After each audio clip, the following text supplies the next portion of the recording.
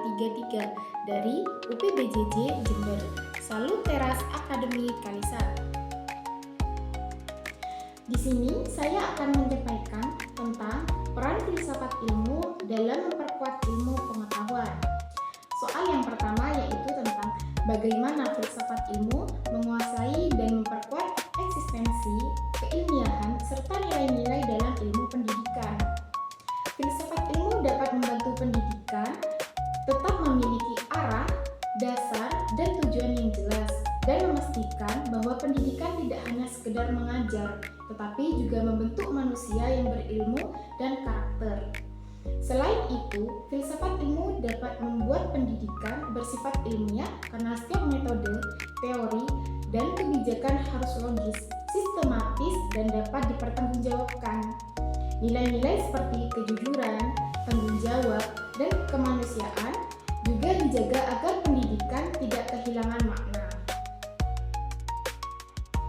Soal yang kedua yaitu bagaimana pendidikan yang bermakna dan bernilai turut memperkuat perkembangan filsafat ilmu.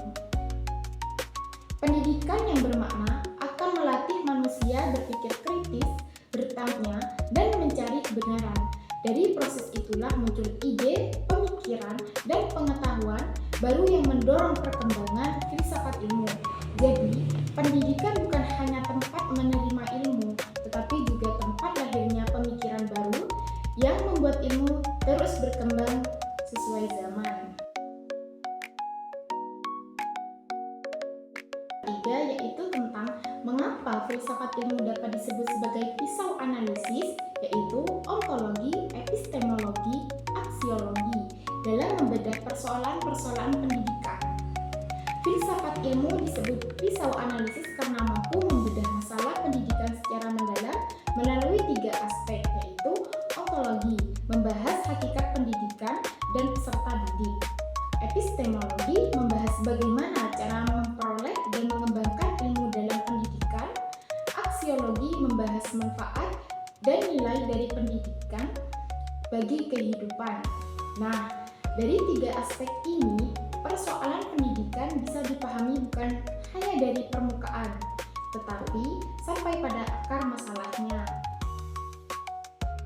Soal yang keempat yaitu tentang contoh konkret penerapan filsafat ilmu dalam praktik pendidikan, misalnya dalam kebijakan, kurikulum, atau proses pembelajaran. Contohnya pada kurikulum Merdeka yang menetapkan siswa sebagai pusat pembelajaran, guru tidak hanya berceramah, tetapi mengajak siswa berdiskusi, praktik, dan berpikir kritis.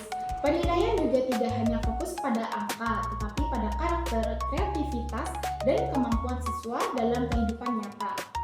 Menunjukkan bahwa pendidikan tidak hanya mengejar kecerdasan, tapi juga membentuk manusia yang utuh.